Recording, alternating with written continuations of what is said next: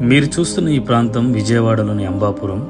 ఇది విజయవాడకి చివరిగా ఉండే ఒక గ్రామం. ఇది బుడమేరు వాగు ఉధృతికి విజయవాడతో పాటు అంబాపురం ఇలా జలమయమైపోయిన దృశ్యం.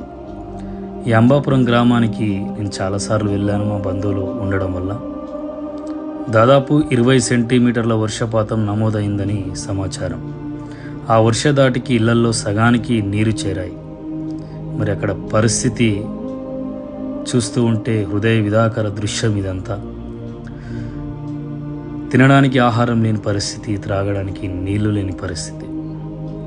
మరి ఈ సందర్భంగా ప్రత్యక్షంగా పరోక్షంగా విజయవాడ వాసులకు, అంబాపురం వాసులకు సహాయం చేస్తున్న ప్రతి ఒక్కరికి నా హృదయపూర్వకమైన ధన్యవాదాలు.